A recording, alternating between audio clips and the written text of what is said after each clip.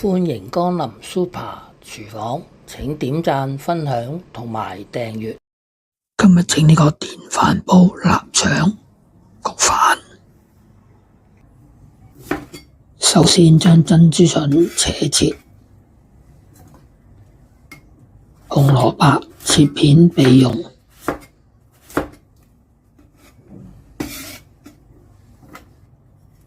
切數塊薑片。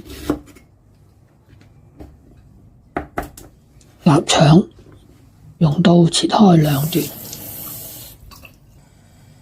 同水放啲紅蘿蔔、珍珠筍落去，跟住開中火，將紅蘿蔔同埋珍珠筍略為煮佢一陣。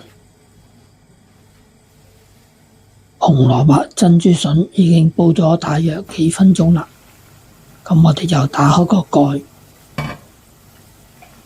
用筷子將佢夾起，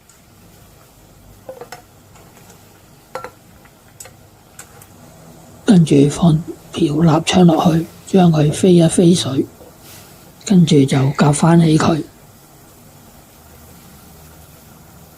影片睇頭嚟呢度，麻煩你撳下個鐘仔，點讚、分享同埋訂閱。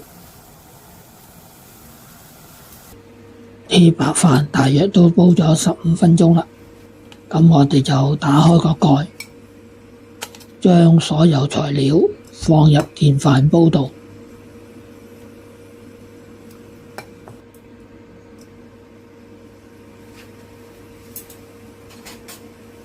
跟住就可以冚蓋。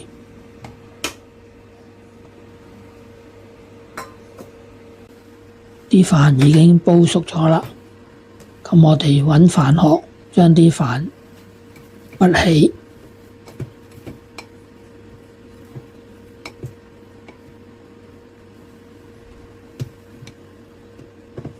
啲飯已經潷起咗啦。咁樣我哋就淋上豉油，一碗好好味嘅電飯煲臘腸焗飯，咁樣就完成咗啦。睇完片之後記得畀 like、分享同埋訂閱。